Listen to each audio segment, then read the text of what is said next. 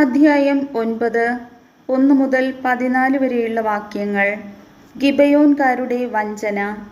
ജോർദാന്റെ മറുകരയിൽ മലകളിലും താഴ്വരകളിലും ലെബനോൻ വരെ നീണ്ടുകിടക്കുന്ന വലിയ കടലിന്റെ തീരത്തും വസിച്ചിരുന്ന ഹിത്യരും അമോര്യരും കാനാന്യരും പെരീസ്യരും ഹിവ്യരും ജെബൂസ്യരും ആയ രാജാക്കന്മാരെല്ലാവരും ഇത് കേട്ടപ്പോൾ ജോഷുവയ്ക്കും ഇസ്രായേലിനുമെതിരെ യുദ്ധം ചെയ്യാൻ ഒരുമിച്ച് കൂടി. എന്നാൽ ജെറീക്കോയോടും ആയി പട്ടണത്തോടും ജോഷുവ ചെയ്തതറിഞ്ഞപ്പോൾ ഗിബെയോൻ നിവാസികൾ തന്ത്രപൂർവം പ്രവർത്തിച്ചു. പഴകിയ ചാക്കുകളിൽ ഭക്ഷണസാധനങ്ങളും കീറിത്തുന്നിയ തോൽക്കുടങ്ങളിൽ വീഞ്ഞുമെടുത്ത് അവർ കഴുതപ്പുറത്ത് കയറ്റി.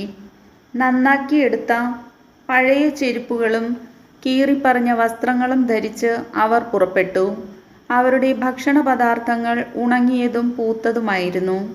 അവർ ഗിൽഗാലിൽ ജോഷുവയുടെ പാളയത്തിൽ ചെന്ന് അവനോടും ഇസ്രായേൽക്കാരോടും പറഞ്ഞു, ഞങ്ങൾ വിദൂരദേശത്ത് നിന്ന് വരികയാണ്. ഞങ്ങളുമായി ഒരു ഉടമ്പടി ചെയ്യണം.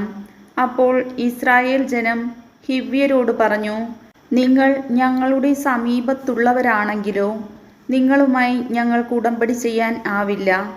ഞങ്ങൾ അങ്ങയുടെ ദാസന്മാരാണെന്ന് അവർ ജോഷുവയോട് പറഞ്ഞു. അപ്പോൾ അവൻ അവരോട് ചോദിച്ചു, നിങ്ങൾ ആരാണ്? എവിടെ നിന്ന് വരുന്നു? അവർ പറഞ്ഞു, നിങ്ങളുടെ ദൈവമായ കർത്താവിൻ്റെ നാമം കേട്ട് വിദൂരദേശത്ത് നിന്ന് ഈ ദാസന്മാർ വന്നിരിക്കുന്നു. എന്തെന്നാൽ അവിടത്തെക്കുറിച്ചും അവിടുന്ന് ഈജിപ്തിൽ പ്രവർത്തിച്ചതിനെക്കുറിച്ചും ഞങ്ങൾ അറിഞ്ഞു. ജോർദാന്റെ മറുകരയിലുള്ള അമോര്യ രാജാക്കന്മാരായ ഹെഷ്ബോനിലെ സീഹോനോടും അഷ്താറോത്തിൽ താമസിക്കുന്ന ബാശാൻ രാജാവായ ഓഗിനോടും പ്രവർത്തിച്ചതും ഞങ്ങൾ കേട്ടിട്ടുണ്ട്. ഞങ്ങളുടെ ശ്രേഷ്ഠന്മാരും നാട്ടുകാരും ഞങ്ങളോട് പറഞ്ഞു, യാത്രയ്ക്ക് വേണ്ട ഭക്ഷണ സാധനങ്ങൾ എടുത്തു ചെന്ന് അവരെ കണ്ട്, ഞങ്ങൾ നിങ്ങളുടെ ദാസന്മാരാണ്, അതുകൊണ്ട് ഞങ്ങളുമായി ഒരു ഉടമ്പടി ഉണ്ടാക്കുക എന്ന് പറയണം. ഇതാ, ഞങ്ങളുടെ ഭക്ഷണ പദാർത്ഥങ്ങൾ ഉണങ്ങിപ്പൂത്തിരിക്കുന്നു. യാത്രാമധ്യേ ഭക്ഷിക്കുന്നതിനായി ഞങ്ങളുടെ വീടുകളിൽ നിന്ന് എടുത്ത ഇവയ്ക്ക് പുറപ്പെടുമ്പോൾ ചൂടുണ്ടായിരുന്നു. ഞങ്ങൾ വീഞ്ഞു നിറയ്ക്കുമ്പോൾ ഈ തോൽക്കുടങ്ങൾ പുതിയവയായിരുന്നു. ഇപ്പോൾ ഇതാ അവ കീറിയിരിക്കുന്നു. സുദീർഘമായ യാത്രയിൽ ഞങ്ങളുടെ വസ്ത്രങ്ങളും ചെരുപ്പുകളും കീറി നശിച്ചിരിക്കുന്നു.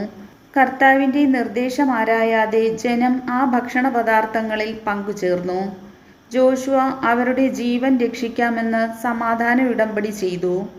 ജനപ്രമാണികളും അങ്ങനെ ശപഥം ചെയ്തു. കർത്താവിൻ്റെ വചനം.